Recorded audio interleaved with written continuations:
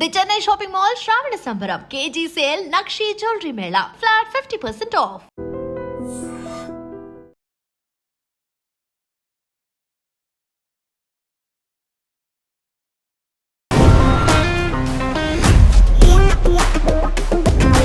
Welcome to relationship lab. నా పేరు లుంబిని. కర్ణాటక చిత్రదుర్గ అనే ప్రాంతంలో ఒక దారుణ ఘటన జరిగింది.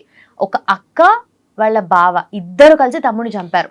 అది దేనికి అండ్ ఈ రిలేషన్షిప్ విషయంలో ఏం జరిగింది, ఇక్కడ ప్రాబ్లం అరైజ్ అయింది, డిస్కస్ చేద్దాం. ఈరోజు మనతో పాటు motivational speaker and family counsellor Rajani Rama గారు ఉన్నారు.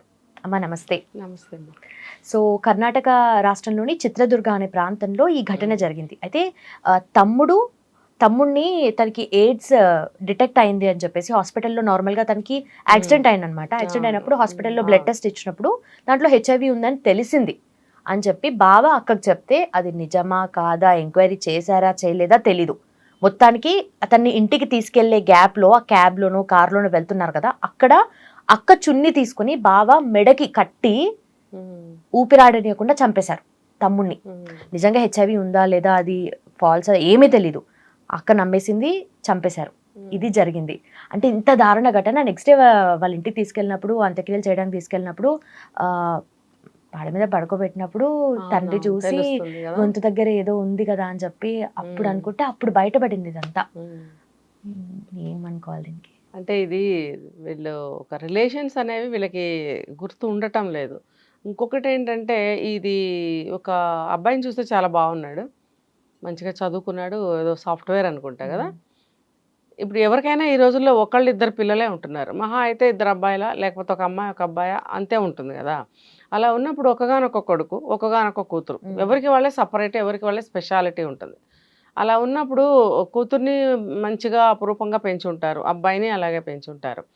అలాంటప్పుడు వీళ్ళకి వచ్చిన నష్టం ఏంటి? ఇప్పుడు నువ్వు చెప్పినట్టు అది వాళ్ళకి పరువు నష్టము, ఇంకొకటి వీళ్ళకి ఎందుకు, వీళ్ళకి పర్సనలా, తల్లిదండ్రులకు కదా అదంతా వర్తించేది. ఇప్పుడు ఏదైనా సరే ఈ రోజుల్లో రకరకాల వ్యాధులు అనేవి అలా కమ్యూనికేట్ అవుతూనే ఉన్నాయి, ఒకళ్ళ నుంచి ఒకళ్ళకి వస్తూనే ఉన్నాయి. అవి వస్తున్నప్పుడు ఎవరికి వాళ్ళే తగు జాగ్రత్తలు తీసుకుని ఆరోగ్య విషయంలో ఎక్కడ బయట ఫుడ్ తినకపోవడం, ఎంగిలి ఒకళ్ళు ముట్టుకోకపోవడము, ఇలాంటి కొన్ని జాగ్రత్తలు అనేవి తీసుకోవడం, ఇమ్యూనిటీ పవర్ పెంచుకోవడము, ఎక్కడ పడితే అక్కడ తినకపోవడము, ఇలాంటివి చేసుకుంటూ ఉండాలి. ఇది పక్కన పెడితే ఇప్పుడు ఆ అబ్బాయికి ఇప్పుడే వస్తున్నాను నాన్న అని చెప్పి ఫోన్ చేసినప్పుడు, ఏదో ఫంక్షన్కి వెళ్ళాడు, ఇంకా నేను బయలుదేరి వస్తున్నాను నాన్న అని చక్కగా ఫోన్ చేశాడు. అసలు అబ్బాయిని చూస్తే ఆరోగ్యం లేని మనిషిలాగా లేనే లేడు, బాగున్నాడు, చక్కగా ఉన్నాడు, చాలా బాగున్నాడు. ఇప్పుడు ఇంకా మనకి దీని గురించి అప్డేట్స్ వస్తాయి చూడండి, అసలు ఏం జరిగింది. ఇప్పుడు ప్రస్తుతానికైతే వీళ్ళు మనకి నమ్మబలికించిన కథ ఏమిటి అంటే, ఈ అబ్బాయికి యాక్సిడెంట్ అయ్యింది. యాక్సిడెంట్ అయినప్పుడు అయ్యో ఇంకా కాసేపట్లో ఇంటికి వస్తాడు కదా అనుకుంటే యాక్సిడెంట్ అయింది.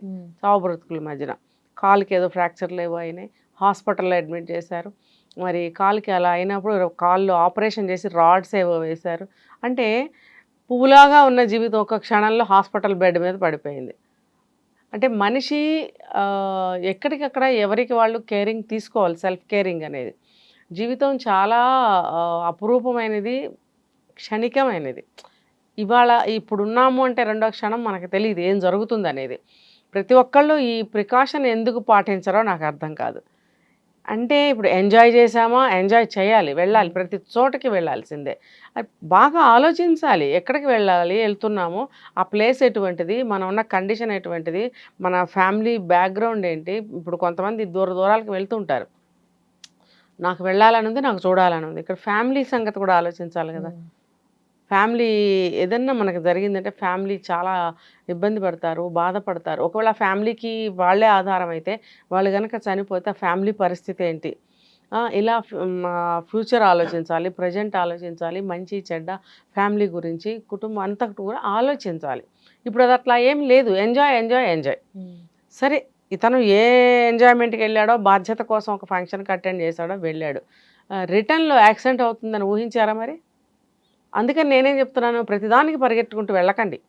అది ఎంతో ఇంపార్టెంట్, అది వెళ్ళి అటెండ్ అయ్యి తీరాల్సిన విషయం.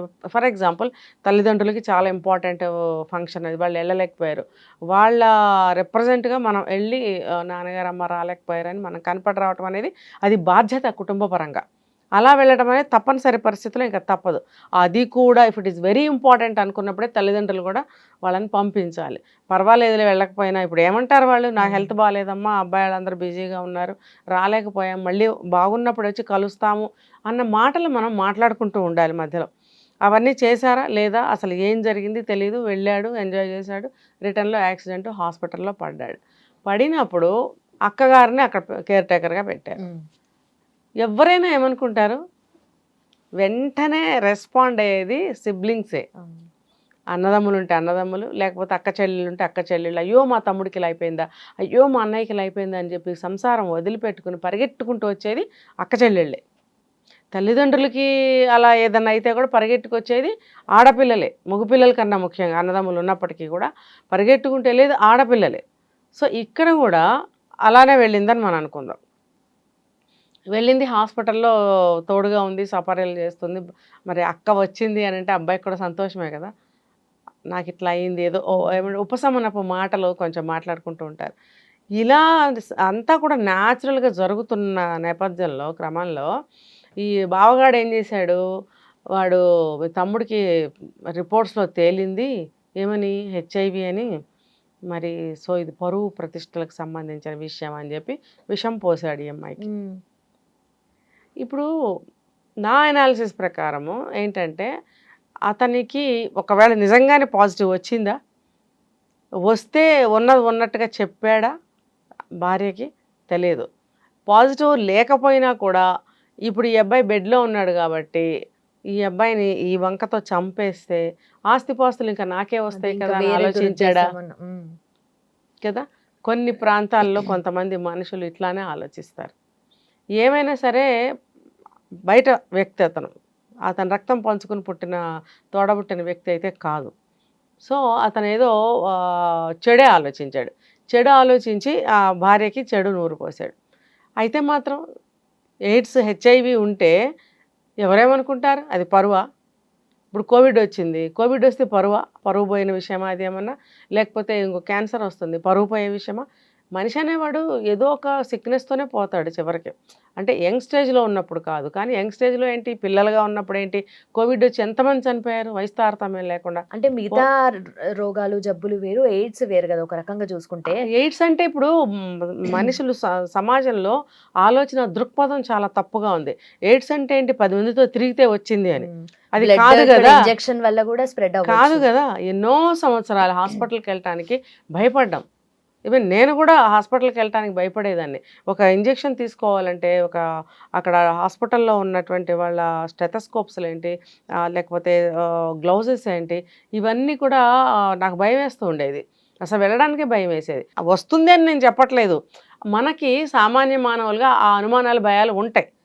ఇప్పుడు అమ్మో స్టెథోస్కోప్ వాళ్ళకి చూసిందే మాకు చూశారు, ఆ గ్లౌజ్తోనే మొన్న టెస్ట్ చేశారు, ఏమన్నా అంటురోగాలు ఉంటే మనకు వస్తాయి అనే భయం సామాన్య మానవుడికి ఉంటుంది. హెచ్ఐవి అలా రాదు. అసలు అది ఎయిడ్స్ ఉందా లేదా మనకు తెలియదు. కాబట్టి ఎయిడ్స్ అనేది అలాగే వస్తుందన్న అపోహలో ఉన్నారు కాబట్టి, వీడేదో చెడు తిరిగాడు కాబట్టి ఎయిడ్స్ వచ్చింది, చనిపోతే ఆ పరువు పోతుందని ఫీల్ అవ్వడానికి నవ్వేడేస్ వ్యభిచారాలు చేయటం లేదా, అమ్మాయిల అబ్బాయిలు వ్యభిచారాలు చేయటం లేదా, అది పరువు నష్టం కదా. తెలిసి ఒకళ్ళే 10 మందితో చేస్తున్నారు బిజినెస్ వ్యభిచారము, అది పరువు నష్టమా? ఇది యాక్సిడెంటల్గా ఏదో ఒక విధంగా ఎయిడ్స్ వస్తే ఇది పరువు నష్టమా? అంటే చదువుకున్న వాళ్ళు, ఎంగేజ్లో ఉన్న వాళ్ళు కూడా విచక్షణ జ్ఞానం లేకుండా ఎందుకు ఆలోచించట్లేదు, రిలేషన్స్ ఎందుకు గుర్తుపెట్టుకోవట్లేదు? పరువు అదంతా అబద్ధం అని నేను అనుకుంటున్నా పర్టికులర్ ఈ కేసులో. ఒకవేళ నిజమే అయినప్పటికీ కూడా పరువు కోసము ఇలా సొంత తమ్ముడిని చంపుకుంటారు. దానికి ట్రీట్మెంట్స్ ఉన్నాయి, మెడిసిన్స్ ఉన్నాయి. ఇప్పుడు పాతకాలంలాగా కాదు, క్యాన్సర్కైనా ఎయిడ్స్కైనా మెడిసిన్స్ వచ్చాయి, చాలామంది రికవర్ అవుతున్నారు, మళ్ళీ నార్మల్ లైఫ్ లీడ్ చేస్తున్నారు. మరి ఈ అమ్మాయి ఎందుకు ఆలోచించలేకపోయింది? ఇద్దరు కలిసి కుట్ర పన్ని ఈ అమ్మాయి చున్నీతోటి వితిన్ మినిట్స్, వితిన్ అవర్స్ కావచ్చు, ఆ అబ్బాయికి ఉరివేసి చంపేశారు. ఎంత దారుణం కదా. అరే నా తోడబుట్టాడు, ఆ మొగుడు చెప్తే మాత్రం నేను వినాలా?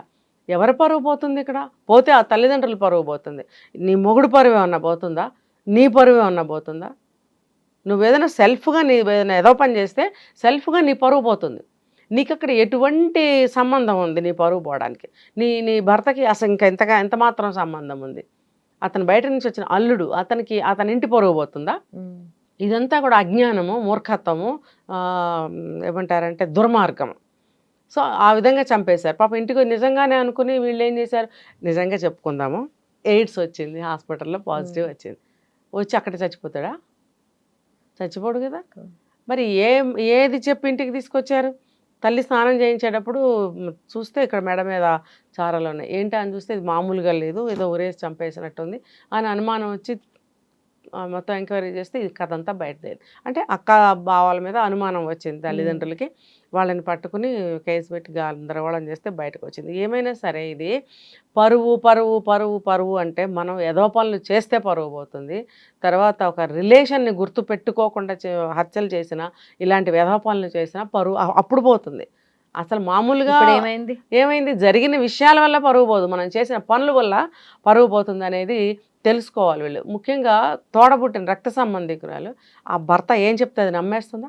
అతను బయట నుంచి వచ్చినవాడు, అతని అంతరంగం ఏంటి, అతని ఆలోచన ఏంటి అనేది ఈ అమ్మాయి ఆలోచించలేకపోతుందా? రిలేషన్స్ అనేది వాల్యూ ఇవ్వక్కర్లేదా?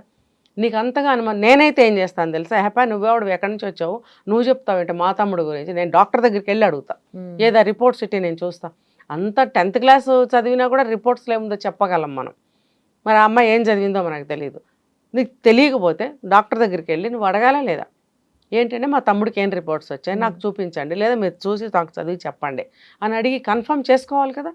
చేసుకోకుండా ఆ మొగుడు ఏం చెప్తుంది నమ్మేస్తావా నువ్వు? నమ్మేసి తోడబుట్టిన వాడిని నీ చున్నితోని చంపించావు కదా. ఇప్పుడు ఏమైనా ఇద్దరు వెళ్తారు జైలుకి, ఇది ఇప్పుడు బాగుంటుంది. ఇప్పుడు ఇలాంటి వెధవ పని చేసినా నేను చాలాసార్లు చెప్తాను, 2వ నిమిషంలోనే పోలీసులు శిక్ష రూపంలో వచ్చి నీకు నిలబడతారు. అది తెలుసుకుంటే కనుక మేధావులు అన్నమాట ఈ రోజులను బట్టి. Thank you so much. నిజంగా ప్రస్తుతం ఉన్నటువంటి సమాజం దేనికి ప్రయారిటీ ఇస్తుంది? ఆర్థిక సంబంధాల చుట్టూ మాత్రమే తిరుగుతోంది. మళ్ళీ ఎన్నికలంగానే చాలా విరక్తి కలుగుతున్నాం. మంచి అనిపిస్తుంది కదా, లేడీస్ కూడా ఛాలెంజింగ్ జాబ్స్ చేసినప్పుడు చాలా బాగుంటది. ఫుడ్ డెలివరీ ఇవ్వటానికి వెళ్ళినటువంటి డెలివరీ బాయ్ అనిల్ పై కళ్ళ ముందు